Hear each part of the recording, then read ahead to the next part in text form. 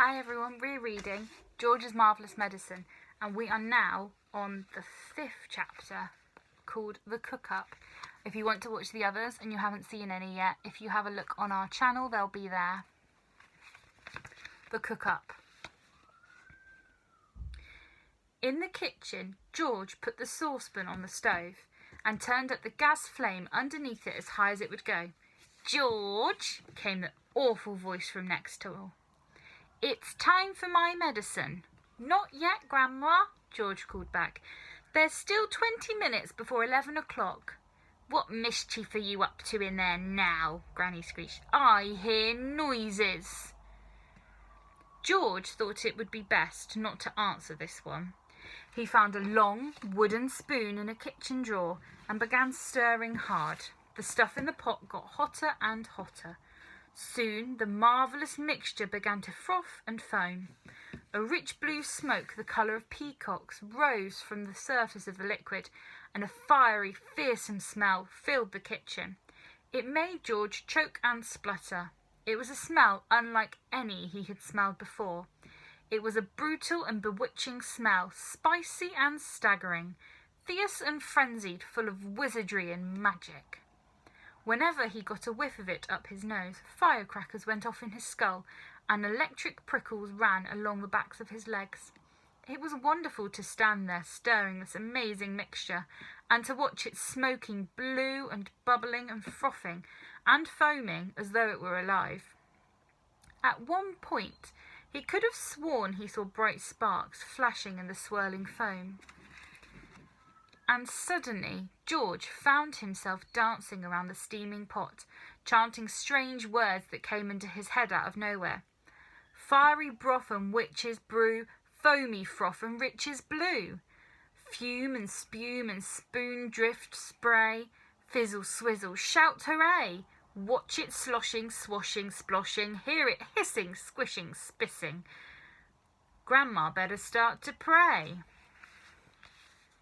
I'm going to read the next chapter, which is called Brown Paint. George turned off the heat under the saucepan. He must leave plenty of time for it to cool down. When all the steam and froth had gone away, he peered into the giant pan to see what colour the great medicine was now. It was a deep and brilliant blue. "It needs more brown in it," George said. "It simply must be brown, or she'll get suspicious."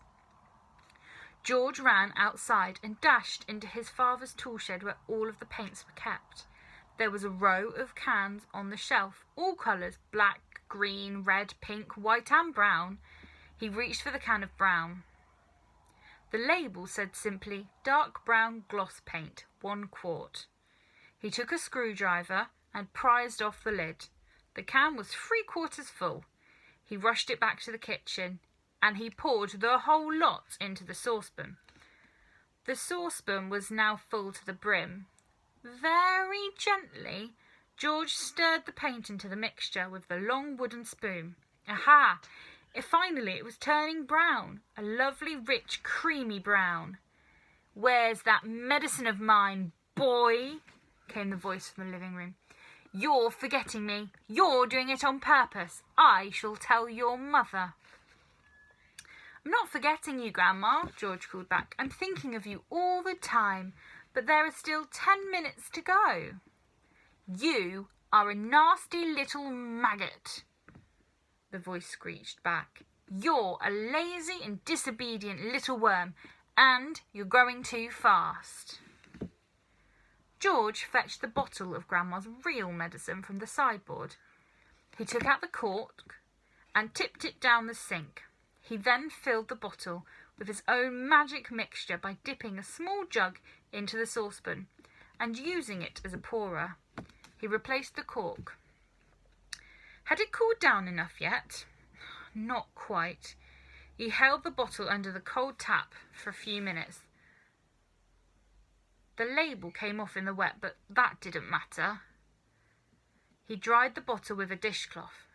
All was now ready. This was it. The great moment had arrived. "Medicine time, Grandma," he called out. "I should hope so too," came the grumpy reply. The silver tablespoon in which the medicine was always given lay ready on the kitchen sideboard. George picked it up. Holding the spoon in one hand and the bottle in the other, he advanced into the living room. And that is the end of that chapter, and I will see you for the next one called Grandma Gets the Medicine.